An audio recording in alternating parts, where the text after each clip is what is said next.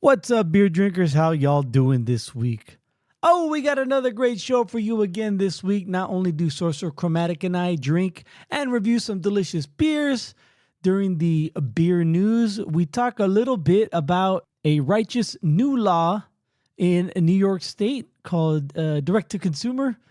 Good for them up there. And that's in our beer news. During our Cöld Brüe List, Sorcerer Chromatic goes over the top 15 casinos in Las Vegas to bet at. And then, of course, there's a lot of interjection, a lot of tangents going on about some Las Vegas stories that we both have. And then in our Drunken Shenanigans, we go over Allegiant Stadium. Sorcerer Chromatic and his wife, the engineer, went to the final preseason game for the 49ers. They played in Las Vegas against the Raiders, and they both went and checked out Allegiant Stadium for the first time. I have not been, so I had to ask them a few dozen questions about it. And yeah, so that was fun. Hopefully I'll get there one of these days. Maybe not this season, but maybe next season. We'll see how it goes. See how things play out. Because I got a big trip planned at the end of the year, and pretty much all my resources are aimed at that trip. So I will talk. If I hadn't mentioned it, if I have not mentioned it yet, I will mention it as the time draws near. Before we get into the show, let me just give the plugs. Don't forget to follow us on Untapped and on Instagram. Search Cöld Brüe Podcast. All right, so without further ado, it's time for another Cöld Brüe.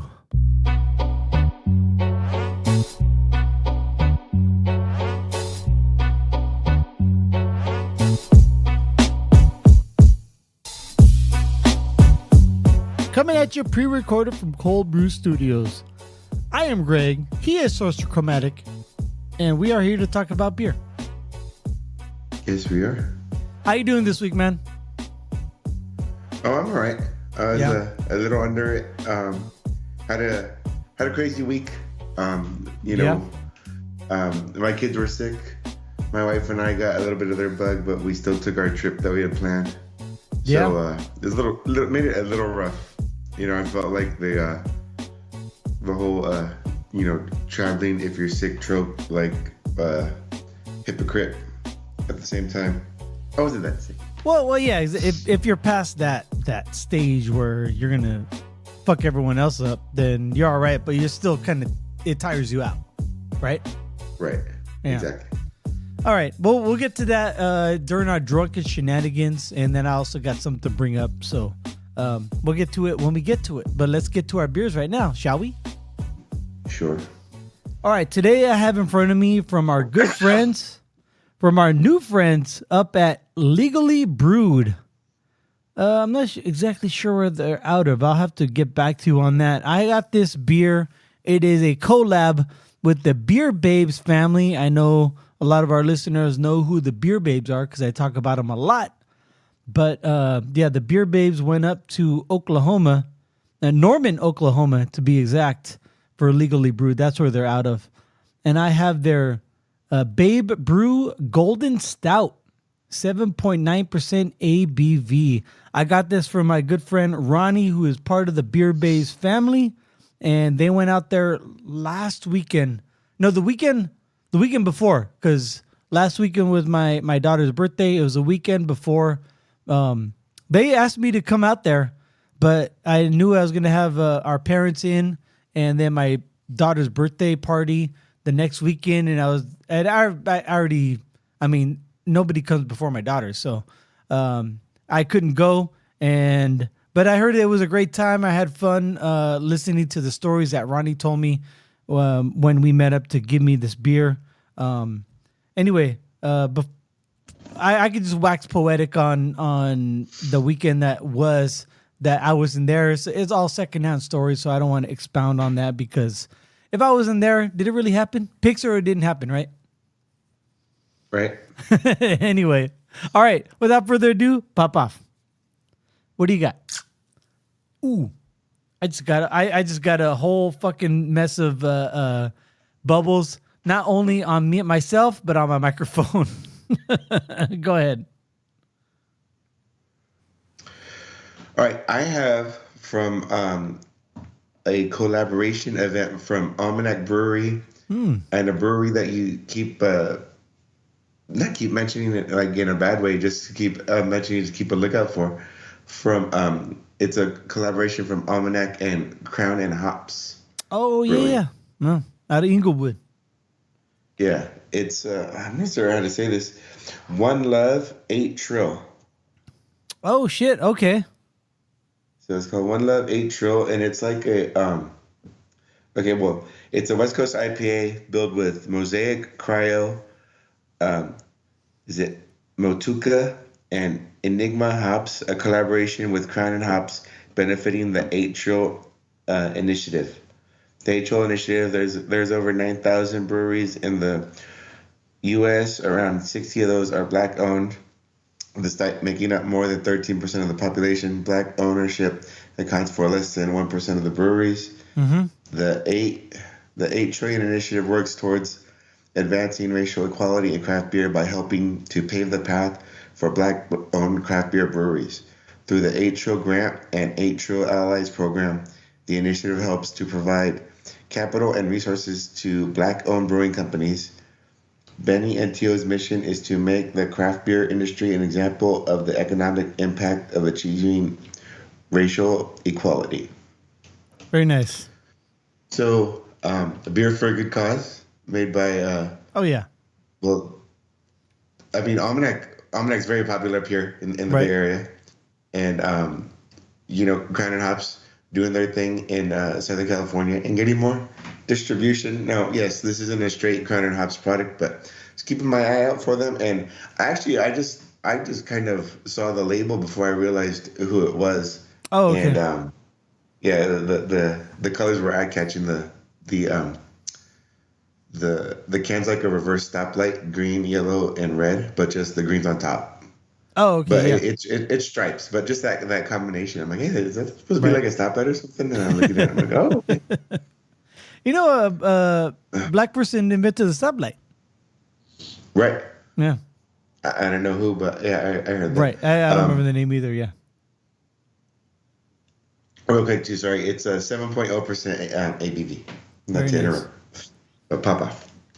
I always loved hearing Crown and Hops stories, or even just when we talk about them, just because of that one time we met Benny and Teo over at Benny Ashburn and Teo Hunter over at Firestone Walker Invitational. Right. That I was know such we a haven't seen him the last few years. yeah. It was fun. I wish them well, and I hope their endeavors do well, because it seems like they have been, because we've talked about them quite a few times, not just their beers, but just in stories in the news. But back to my Babe Brew, this golden stout. It's good, man. It comes out so golden stout. It's more like a copper stout because the color is more like a copper than a gold. I've had a few golden stouts. I know you have too, and they look almost like a hazy, almost like a Hefeweizen type of gold, right? Okay. Maybe you just don't remember, but like this one is more like a copper, almost an amber. But it's got those notes, those roasty notes. Almost, excuse me, I keep burping. Those the roasted malt notes. But at the same time, it's lighter on the tongue and a little bit on the sweet side. And a little bit of a bread note to it. So it's good. I like it. I'm not saying it's my favorite golden stout of all time. I can't even think of the Sounds like last. you're saying it. I can't even think of the last golden stout I had, but it's really good, and that's why I had it, because I usually have an IPA or a hazy, if you will. So this one's good. I like it. It's a good change of pace for me. Cool. Well, you're sipping on yours. I'm sorry. Well, you're talking about yours. I was sipping on mine. Yeah. So, first of all, the taste. Maybe because I'm a little, what do I say? Congested. The Okay. taste is a little off for me. It tastes good, but I'm wondering if it should be hoppier than what I'm getting. In fact, let me double check what the IBUs are, because although it's hoppy, it's floral hoppy, it's not crazy hoppy. Okay. There's no IBU count on this. They don't have to. Right. But it's a West Coast IPA, and I want to say it. To me, it's a little bit more Northern California West Coast style as opposed to Southern California. How our longtime listeners know how we and a lot of people interpret those different flavor notes. Yeah. Enjoyable to say the least. Mm-hmm. And see if this opens up and or my sinuses unplug as the show goes. Maybe throw a little mentholatum on your upper lip. Right, there you go. Where's the Vicks? It's funny. You mentioned that yesterday. When I was hanging out with my daughter. She's been sick too during the week, and she went to take a shower and throw one of those Vapo Vicks tabs in the shower, so to open up her nose, and she forgot to fucking throw the tab. Go kids. Yeah, exactly. But even there's just steam usually helps too. But anyway. All right, cool. We will talk about our beers and rate them later on during our Untapped portion of the show, so stay tuned for that. But right now, it's time for some beer news.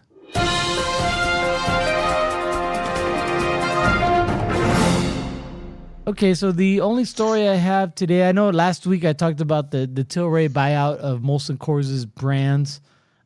This one comes to us, another one from VinePair. Who wrote this one? This was Hannah Stab, though.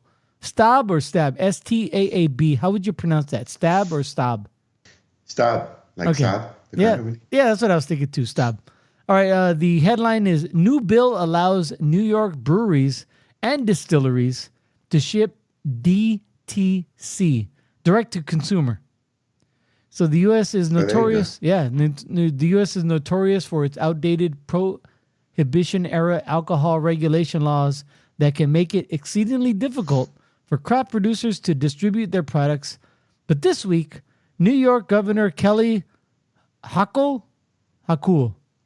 who's that? The Hercules referee for the NFL, Hochuli, right? Hochuli, yeah. So it's like Hochuli, but without the E at the end. So Hochul. But maybe she pronounces it Hochul or Hochul. Anyway, she signed a landmark bill that will help expand market access for the state's craft breweries and distilleries. The governor's office announced on Monday that the legislation will allow New York's craft manufacturers of spirits, cider, and mead to ship directly to consumers. Temporary direct-to-consumer laws were put in place during the COVID-19 lockdown, and the success of this program proved that it can be done safely and responsibly. This week's new law makes the temporary action permanent in a step towards helping New York's growing craft beverage industry to boom. This is a quote from Governor Hochul. New York's craft manufacturers create distinctive, world-class products that deserve a broader audience. This legislation levels the playing field, allowing these small producers to reach new markets and foster economic growth across the state. With this new law, we are ensuring that New York remains a national leader in craft beverages, continuing to support our local businesses, tourism, and agriculture. The problem of like reading people's names or even beer or even breweries, as you sometimes have a difficulty, is you read it and you've never heard it. Like if someone said it to you, then it would be ingrained in your mind before you read it, right? Yeah, I get what you're saying. Yeah, it's like basically a new word to you that could have an origin that you don't know how the letters are supposed to sound. Yeah, especially since the English language is one of the hardest and stupidest languages on the face of the planet. Yes. Like Spanish. I keep telling my daughter, Spanish is the easiest language to read because every letter has one pronunciation. Yeah. Right. It's super easy. Let me continue. I have two more paragraphs. New York is home to the most craft cideries in the U.S. and is second in the country for a number of distilleries. Oh, I didn't know that. Wow, second. The state's small producers have struggled to access wholesale distribution channels, and the new bill will open up a key new outlet for companies to grow their brands.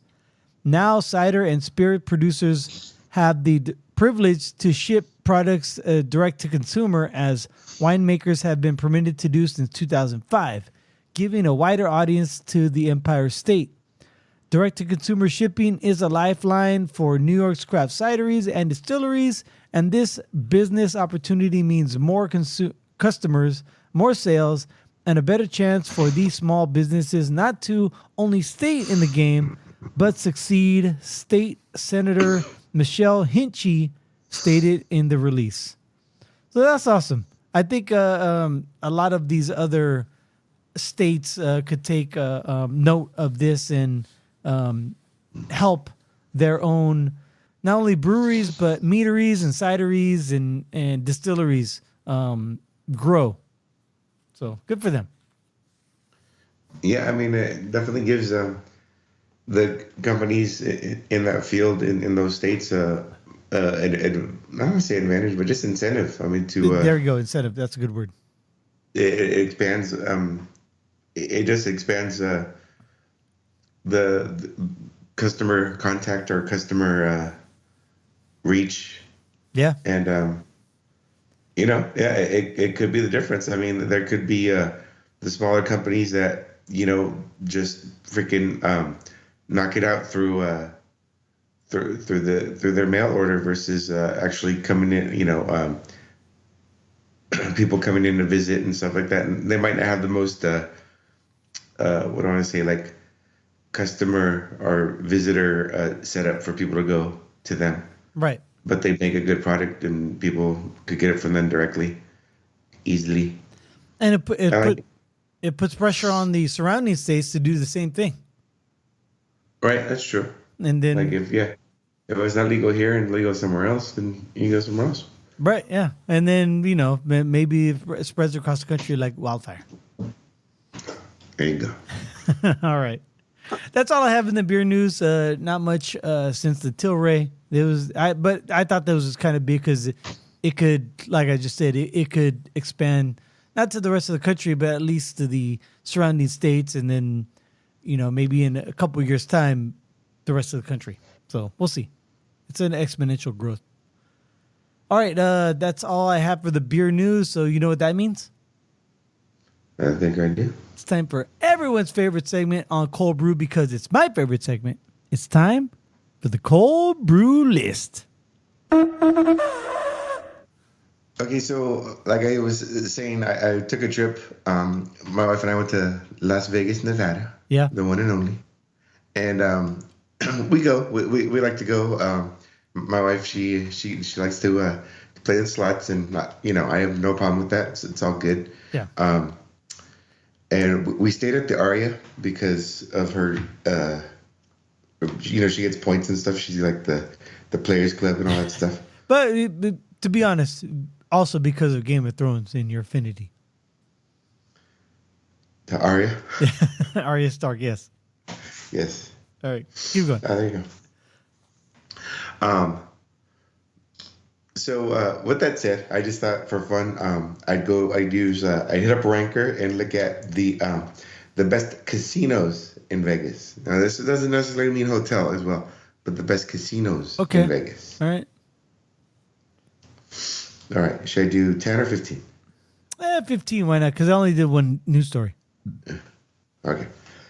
So number 15, where it all started. The Flamingo. Oh, yeah. I think that was my first. The first time I went to Vegas, that's the hotel we stayed at. Right. And Bugsy Siegel is credited for starting it, and the mob ties and stuff like that. Mm-hmm. So yeah, and you can't miss it. The pink neon of the casino is very, very much a popular feature on the Strip. Yep, it's still there. It's still one of the one of the ones they haven't knocked down yet. Right. Number 14, Planet Hollywood Resort and Casino. Oh yeah, okay. I don't think I've ever bet there, but they charged me like $25 for a rum and coke one time. Oh, there you go. All right, keep going. You and your top shelf liquor. Yeah, I just had to get the super double barrel aged Captain Morgan. Yeah. Number 13, the Golden Nugget, Las Vegas. Oh, it's in the old part, right? Fremont? Yeah, it's Fremont Street, downtown Vegas. I actually stayed there one time. Oh, really? When my wife and I, we go to Vegas at least once a year. At least me and her. And she goes to Vegas with like her sisters or her mom. Yeah. In addition to our trip too. So I think this was like the third time this year my wife went to Vegas, and she's probably gonna go one more time before the year's up. But with that said, she was planning a trip, and I go, hey, let's just go to Fremont Street. Let's just stay in Old Vegas. I've never done it, stuff like that. Yeah. We stayed at the Nugget, and it was super fun. It was it's a little bit more seedy, if you will. However, it was cool. Like the VIP pool party, stuff like that was like way cheaper than the regular day clubs and stuff like that. It was cool. I feel like staying down there, they're more appreciative of people who stay down there because the strip draws a lot more attention these days. Oh, definitely. Yeah, definitely. In fact, there is more people. I think there's the Fremont Street has blocked out. I think there's more people just like per square footage. I think there's more people in Fremont compared to the Strip. Yeah, the experience they call it, right? Right. The Fremont experience. Yeah. Number 12, New York Hotel and Casino. Oh yeah, that one's kind of fun. Do they still have the ESPN zone down there? No, it's called like Tom's. Ah, lame. Yeah, I think because of licensing with the mass. Yeah, I get it. Yeah. What I want to say, I was talking to my wife about this, is the actual casino gaming area of New York is small. Yeah. That's kind of cool though, because you know where everything is. Like where, if my wife's on a slot machine, or sometimes I was there with my boys, like I was playing craps or blackjack. I'll be like, oh, I'll be at the sports book, or like bachelor parties and stuff. Have you seen what's his face? Oh yeah, he was at the sports book, or he was at was it the Nine Irishmen or what? He was at one of the bars. It's everything's almost within view if you're standing in the right spot. I think because the New York was built like around the time in Vegas when it was like more like about the attractions rather than the gambling. I think so too. I mean, it's got the roller coaster in there that's going to drive. Right. Have you ever been on the roller coaster? That was my next question. Yeah, we went when we went for your birthday. Remember, we were all hungover and we got on the roller coaster. Shook our heads up pretty good. I forgot about that. Yeah. That was, oh my god, dude. There was a lot of illicit activity that weekend, but it was still a great time. Good time. All right, keep going. Number 11, Paris, Las Vegas. Okay. I stayed there one time with my wife.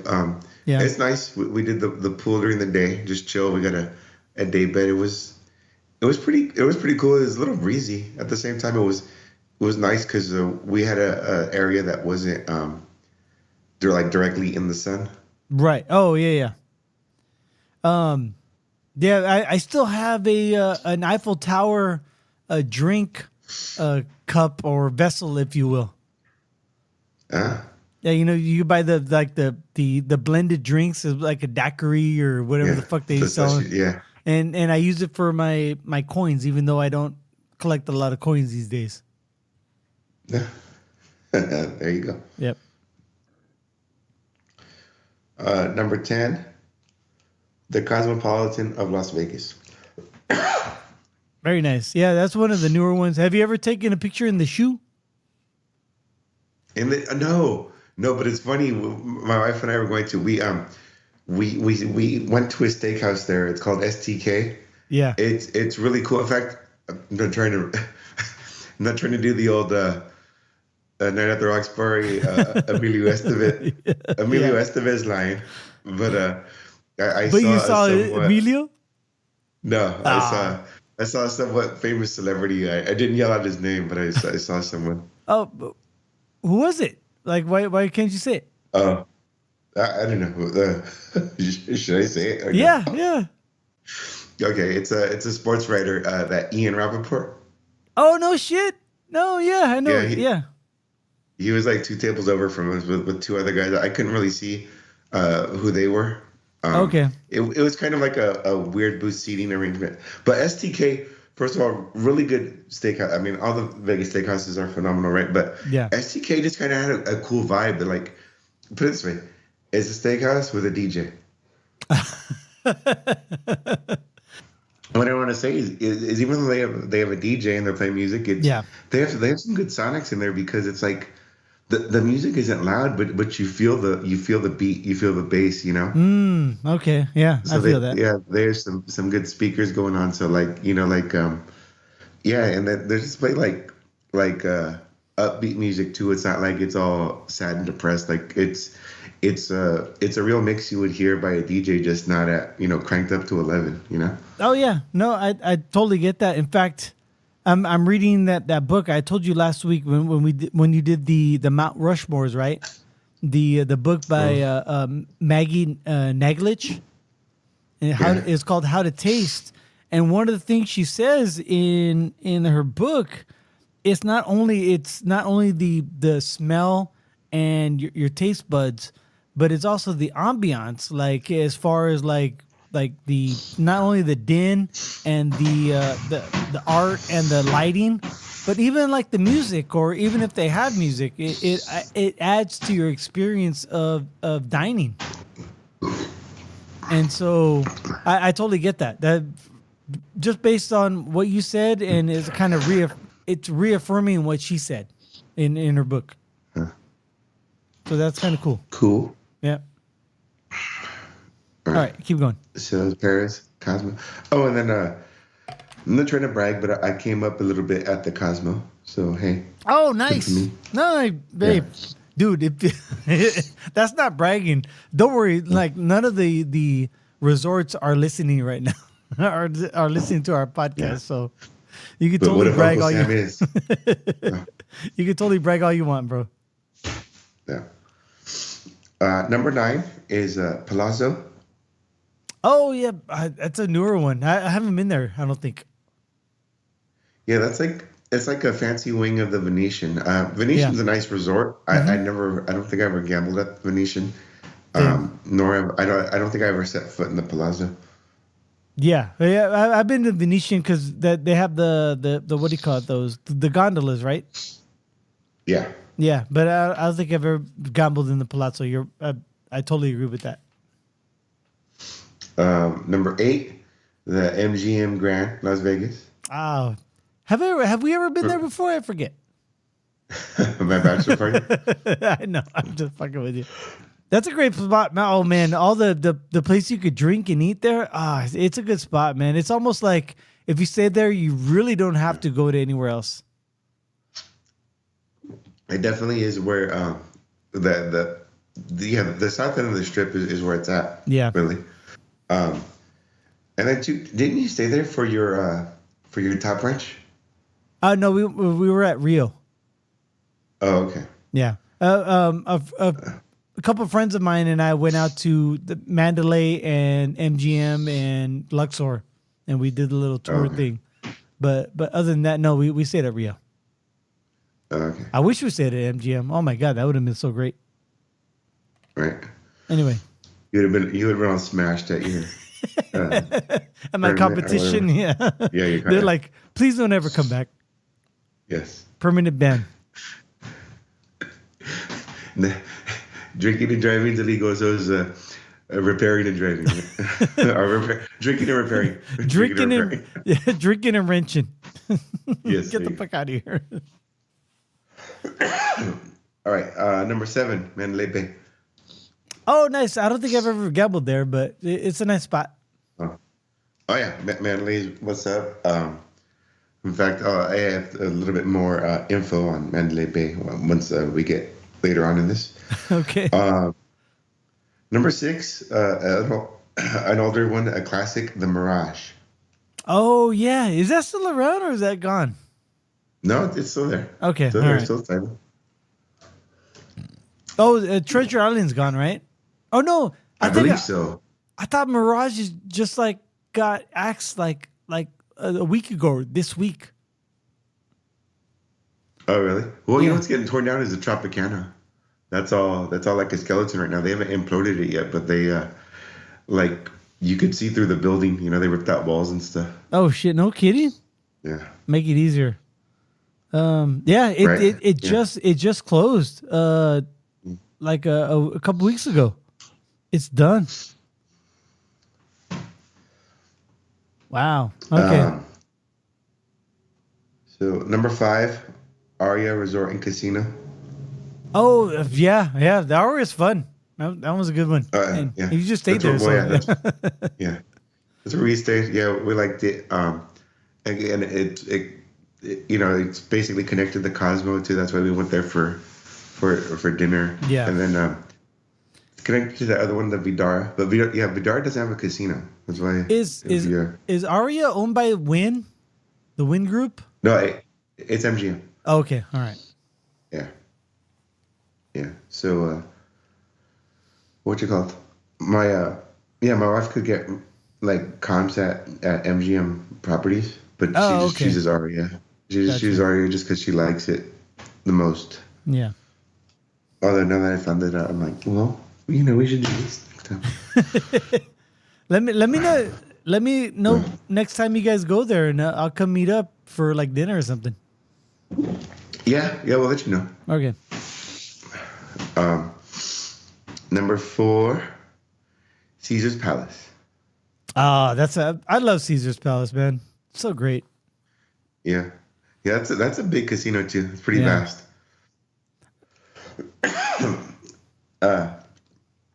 Number 3, the Wynn. I've never gambled there. I know. Didn't our cousin used to serve there? Wasn't she one of the service like in the high rollers area? I forgot because I know who you're talking about, or I know. Oh geez, she worked at several places. The Wynn does sound familiar, but I don't think that was her last gig. No, I think her last gig was at Mandalay. Yeah, because she went to UNLV. Right. And then just as a college job, and she served, and I could have swore she was at Wynn at one point. Anyway, but I never gambled there. I've been inside; it's nice, but I never gambled there because when I was there, the table the minimums were way too high for me. Oh yeah, I remember the Wynn opened up, and like I wasn't there when it opened, but it was a newer, like less than a year old, and I went, and the security guard stopped me on the way in and made me turn my baseball hat around. Why was it to the side like a b-boy? No, just backwards. Oh, okay. That's so stupid. Did they also give you a credit check before you go in? No, right? No, I mean he was so apologetic too. He was like, "Hey man, I just gotta let you know that's the rules." He goes, "Hey, but if you're playing and you're gambling and you turn it around, they're not gonna say nothing. But if you're walking through right now, they want like dress code forward." I'm like, "No worries, man. I'm just probably just gonna be at the bar and check this place out, you know." And he's like, "Hey, even though like in like 5 or 6 years, like your team's probably gonna be here, like you can't do it." Oh, that hurts. Dude, you know what hurts? Dude, this was like 15 years. I mean, I forgot how old the Wynn is, but it's been a while. Man, I was watching the Sports Center the other day, and it hit me like it's the last Babe Ruth series was like a week ago. Yeah. Fuck, yeah. Man. That's when it hit me. I know you felt it like before this, but that was the first time I'm like, damn, this is the end of an era. Right. I know. I'm contemplating trying to like. Do I just buy one on their last homestand or what? You know what I Ah, mean? you might have to, man. You might have to, just to say you were there. Right. Yeah. Anyway, in case those of you out there don't know what we're talking about, the Oakland A's, and they're leaving Oakland. This is last year in Oakland, and they're going to be in Sacramento next year and Las Vegas by 2028. Is that the projection? I want to say well next year. Yeah, and then too, I just found out I guess they only have a 2-year deal with SAC. So if and when they get to that point, the 2 years. No, yeah, when the 2 years are up and it's not ready, then they're gonna play at the Aviator spot. Where's that? It's in North Las Vegas. Okay. That's the AAA affiliate. Oh, okay. Anyway, all right, keep going. We have what, one or two more? 2 more. Okay. Number 2 is the Venetian. Oh yeah. Okay. Well, we just talked about that, but you said the Palazzo. This is the Venetian proper now. Yeah. All Correct. right. Yep. Never gambled there, but I've been through it. So. And number 1, Bellagio. Oh, nice. I've only gambled in Bellagio once, and I think it was at a $25 blackjack table. Fuck. And I was in and out really quick. Yeah. You know, I've been to Bellagio. I stayed at it. Nice place, nice stuff. But I've seen like the most obnoxious thing in Vegas, and I've seen it done 2, maybe 3 times, and it was both done at Bellagio. So I kind of don't get it or think it's dumb, but just people walking through, and then they just throw up money in the air and keep walking like nothing happened. Really? That's pretty. And then you see like a crowd of people just mop the floor for it. You know what I mean? That's like the shit you see like in movies, like when kings and queens just watch the commoners fucking scramble. Yeah, exactly. Damn. Well, that's not on the Bellagio. That's on their. Yeah. It's not on the Bellagio, but I'm like, is that what the clientele of the Bellagio are about? You know? Yeah, I get that. Now, I've heard like the Bellagio, because they have the fountain out front, which is really cool. It attracts a lot of people, but they might get rid of it because it's wasted real estate as far as like it doesn't make any money.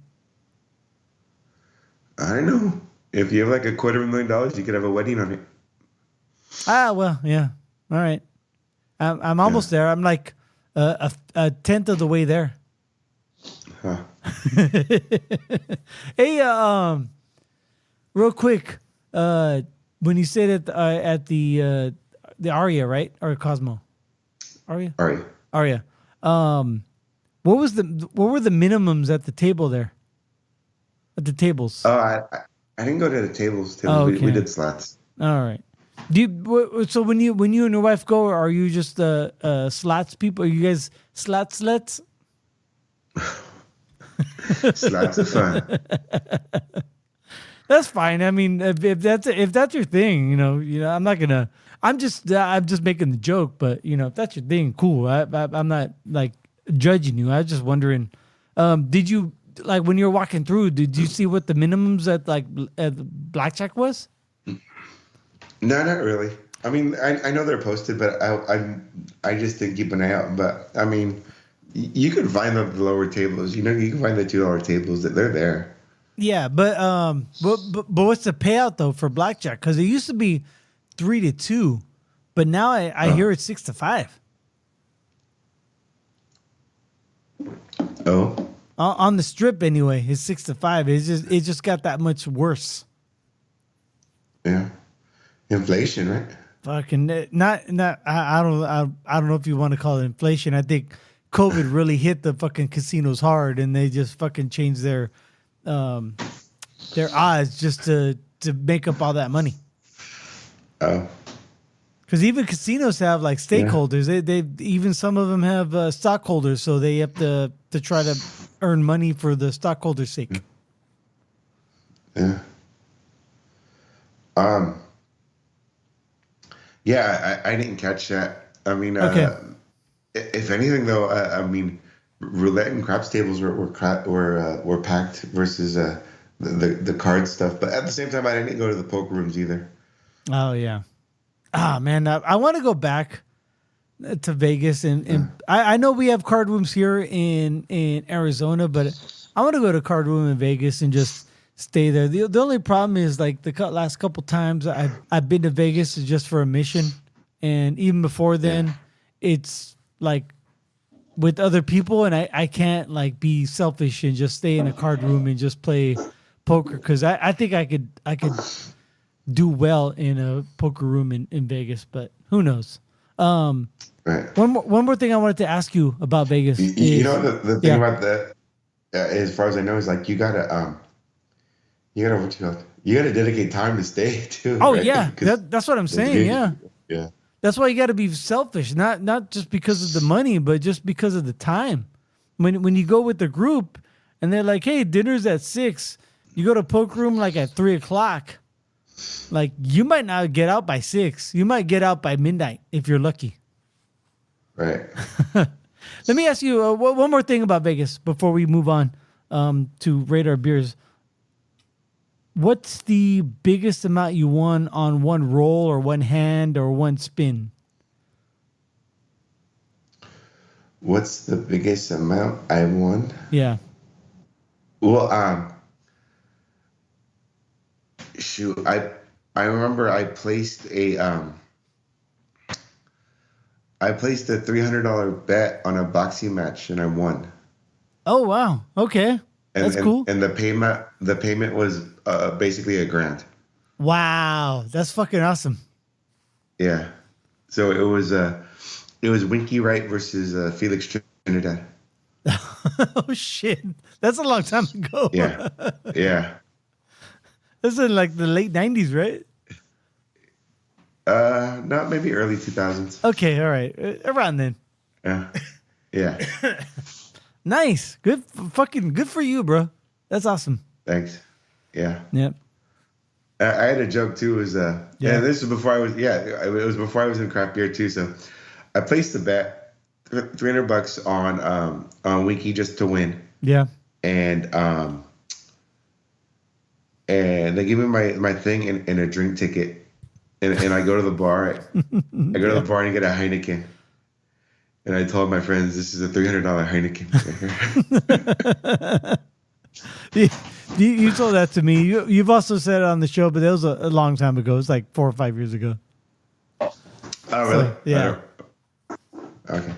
So I think that was one of the biggest ones I got. But no, see, you know what? You didn't say you won it, bet. You didn't say you won the bet. You just said you told your friends this is like a $300 Heineken. I didn't know you won it. That's awesome. Yeah. You know what though too? I won like $1,000 on a slot too. Oh, okay, nice. Very nice. Yeah, I put like 100 in, and like 2 pulls in, I hit like there was the Wheel of Fortune. I love those. I hit the spin and it hit 1,000. I couldn't believe it. Wow. And these guys are like, "Did you win?" I'm like, "Bro." And I look at them and like there's 3 guys there. I go, "No, I didn't, man. This thing sucks." And like covered up, and they got the joke, and they're just dying. They're like, "We're gonna follow you to your room," you know. I'm sure I mentioned it on the show before, but my biggest win was I think I was like, it was when I turned 21 and went with my friends to Vegas, and we were at the Plaza on Fremont Street, right? The old place. Like I was thinking, like I was feeling like Frank Sinatra and shit. And we were playing roulette, and I played like, for some reason, like number 32 was my number that night. It was red 32. And I put like 5 chips. Like I forgot it was 50 cents or $1 a chip. So I can't tell you the dollar amount, but I put 5 chips on 32. And then I put 2 chips to the right, to the left, and top and bottom, like, to split. Also, I put 5 chips on red, 5 chips on the bottom third, 5 chips on the middle third. Like, I was just like all in on 32, and I fucking hit 32. And I was like, yeah, I think I won. I want to say I won like about $500 or $600 on that fucking roll, on that spin. That was one of the biggest hits I've ever had in Vegas, and I felt like I was invincible. You know what I mean? Yeah. So that was fun. That was back in that was 97 or 98, because I turned 21 in 97, and I think it was a little bit after that. So anyway, long time ago. And it's probably the worst feeling, or not the worst feeling, but the worst possible outcome to win big when the first time you go to Vegas, regardless of what age you are. If it's the first time you go to Vegas, if you win big, it's bad, because every single time after that, you're going to lose fucking money. And that's exactly what happens to me. Every time I go to Vegas, I lose money. But except that one time, and that's why I want to go back to Vegas to play poker, because our aunt's birthday. Remember, was our aunt's birthday or our mom's birthday? One of them turned like 60 or something. And we all met up, and we were staying at the Imperial Palace, and I went to a Texas Hold'em table, and it was a 2-4 table, which is, I should have went higher, but I went 2 hands in a row. I had first I had 4 kings, and I had the nuts, and I had this guy dead to rights, and I called him because like he and I kept he kept raising and I kept raising. He must have had a full house, because there was 3 kings on the table, and he must have had a full house with whatever pair he had in the hole. But I had the 4th king, and I was done. And we just kept raising, and it was the problem with the 2-4 table is you can only raise $4 at a time. Right. And so he and I went back and forth, probably like 20, 25 times. I'm like, you know what? Fuck it. I just want to end this fucking madness. I just want to stop it. And so I stopped it and I won. And the very next hand I had a straight. I had a straight to the jack, I think. And yeah, so I went 2 hands in a row. I won a bunch of money. I just want to go back to Vegas, and I fucking love poker. I don't know. Do you like poker, or is that your thing, or is it like, whatever? I like poker, just like I don't have enough time to dedicate it to it. Like me and my boys used to do poker nights a lot, and it was just, small hands. It was just to get together. Yeah. But it just kind of like, dude, it's fucking 2:00 already. You know what I mean? In the morning, like, dude, right. This sucks. Hey, you have a PlayStation 5, right? Do you have it hooked up to your TV yet? Yeah. There's a game on PS5 called Poker Club, and you can play it. You don't have it's free, and they give you money on the game, but you play with people online. It's kind of fun because it's like you don't win all the time, so it's a cool little rush. It'll get your fix. Okay. Yeah, Poker Club on PS5. Check it out. And you could rage quit whenever you want. Yeah, actually. Well, sometimes the game fucking glitches out, and then like you have to kind of just quit every once in a while. And they also use Unreal, the Unreal engine. For some reason, they need Unreal on poker that you don't even move. Okay. Anyway, all right. That's enough. We've been talking a long time, man. We gotta keep this show on clip. How's your beer treating you? Good. Gone. Yeah, mine too. That's what I just noted. That's why I said, hey, we gotta move it along. So we're gonna rate our beers right now on Untappd. Search Cöld Brüe Podcast and friend us, and we'll friend you back. All right, what'd you have again? I forgot. I had from Almanac and Crown and Hops the One Love 8 Trill. Oh yeah, One Love 8 Trill. I see that. I remember one time, Big Ed in bed. You remember my friend Ed? I know you know who he is. But we went to a rave. And I was high on fucking. It must have been. We were drinking, and it was ecstasy and weed, and geez. and I came up with this thing like this. Who do you think you are, Justin Timberlake? I came up with this hand sign called One Love, and it's basically your middle finger going around your index finger, like almost like in a twisting fashion. So do a peace sign, and then put your middle finger around the back of your index finger. One Love, and like I was doing this because I was fucking high as shit, and yeah, so that was my One Love sign, and I taught that, or I didn't teach that, but we were backstage at the Digital Underground stage, and we met Numbskull. That's when I met Numbskull and Yuckmouth, and I taught them the One Love symbol or sign. Oh. Anyway, One Love 8 Trill. I noticed they don't use it. Sorry. Yeah, I noticed that too. I noticed a lot of shit that I start people don't use either. Okay. All right. One Love 8 Trill by Almanac. What would you like to rate this at? It's a West Coast, like I have to think of West Coast IPAs that are like, especially like a Northern California style. Mm-hmm. This one is smooth, although I don't know if I got the true flavor from it just because of my sinuses being jammed up right now. It's hard to rate. Okay. But the flavors, there's flavors there. I mean, I like it. I'm going to give it a 3.75. Okay. Because, yeah, for a West Coast IPA at 7%, it was still pretty smooth, drinkable. Very nice. The aromatics were there. Yeah. The aromatics were there. Still had some crispiness to it that I could still taste. I mean, it was good. Nice. None of our friends have rated it right now, but it has an overall rating of 3.88. So you're pretty much right there. So 3.75. What notes would you like to leave on it? Just floral, smooth, yet happy. Smooth, yet happy. Oops, I put hoopy. Oh, look at that. No, autocorrect changed it for me.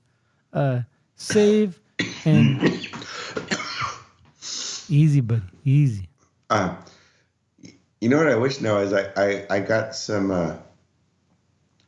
of the regular Almanac love to see if that was like the base or the inspiration to start this one. You know what I mean? Oh yeah, I get that. All right. And check in. All right, so mine is the Babe Brew by legalbrewed.com and Beer Base Family. And the label design is by Gumbo Mud. Gumbo Mud designs all their labels, but it seems like lately they have a standard label now as far as like the label design. She's like, I think like the first, like, I want to say like the first 9 or 10, she would design a new label for each one. Now it's like just one label, and now they just changed the side of the label, or the back side of the label. They changed the logos and the description for everyone. So I just want to give a shout out to Gumbo Mud because she follows us, we follow her, and she is fucking awesome as far as her designs go. I understand about the workload, man. To try to come up with like 13 or 12 designs a year, that's fucking hard. That's really hard. That's especially because it's not her gig, you know. It's like her side gig, her side hustle, you know. So you can't expect this person to design beer cans every fucking time someone collabs with the beer babes. So anyway, no, I get that. Yeah. Sometimes I'm impressed that some of these beer companies are able to pump out so many different logo types and stuff. Yeah, exactly. But if they pay you and that's your job to do it, that's cool. Oh, yeah. But yeah, Gumbo Mud's just doing that for the sake of the beer babes. I don't think she gets paid at all. So anyway, this Golden Stout's really good. I'm gonna give it a 4.25 because after during the course of when we're talking, the flavors expounded. There's a lot of coffee. There's a lot of creaminess. I think that's the weird flavor that I've kind of unlocked on this one. It's kind of got creamy towards the end. It's kind of hard to describe, but let me see here. Here I found it. The Beer Babes collab Golden Stout has an overall rating of 4.25. So see it right there. Everyone else agrees with me. Ooh, two of our friends have rated. Who are the two friends? Rachel Beer gave it a 5. And Roxanne gave it a 5. How could two of our friends have rated it? Oh, yeah. Oh, okay. I see that. My bad. It has an overall rating of 4.25. Two of our friends have rated it both for a 5.0. I do like Roxanne, but I trust Rachel a little bit more, only because I know Rachel. She's been on the show so many times, so I really appreciate her. But as far as my palate is concerned, 4.25. So check in, 4.25. And I'm going to say it's a little bit sweet. So what I got out of it is like a sweet coffee taste. And I think the coffee is just because of the roastiness. So save and check in. All right. One of the things I wanted to ask you, man, because I know you and your wife went to Vegas. We've talked about it ad nauseum, but you went for the 49ers Raiders preseason game. I have never been there. How was Allegiant Stadium, or the Dome, or whatever you want to call it? It's cool. It's nice. Yeah. I mean, it's an enclosed stadium. It's new. Yeah. Yeah, but when I want to say, yeah, it's like, I'm not downplaying it. I mean this. Imagine just like State Farm, where the Cardinals play. Oh yeah, because I've been there a couple of times. Yeah. So have you. Yeah, it's got that feel to it when you're inside, because obviously you're inside. Just newer. Everything's newer. There's more screens. I thought it was gonna have that big screen like Dallas and SoFi have, but it don't. It just has one big one on the end zone and then two like medium sized ones on the other end. It's we sat in like the first row of the 400 section, the highest section. It still wasn't that bad. Obviously the price of seating changes as your view improves and stuff like that. Right. Big concourses, easy to walk and get around. Good sound. A lot of times I caught myself watching the screen more than the field, just because of the constant angle. Yeah. You said the picture you were like on one end zone, but if everything was on the other side of the field, you were watching the screen, right? Yeah, pretty much. What's it called? Easy to get to. We went to Mandalay Bay. Yeah. And then they took out a bar that I liked. I forgot. It's like 1823 or whatever. It's their speakeasy lounge. They took it out and actually made like a staircase to go down to the street. And then that street right there is all blocked off, and you just walk to the stadium. You walk across. Yeah, you walk across an overpass, and there's no cars allowed, so it's just walking in the street. There's they have water stations set up too, but there's guys selling beer illegally, and or I don't know how they don't stop them. They don't stop them because. But you're on the other side of the freeway, so do you go under the freeway or over the freeway when you cross it? Over. Okay, all right. over. So we were doing this like around 5 o'clock, and the sun was out, it was still hot. Yeah, And I'm telling my 100 wife, degrees or whatever. I'm like, they couldn't build a tunnel, Right. an air conditioned tunnel, right? Yeah. So, yeah, I mean, easy to get to. They have the smart metal detectors.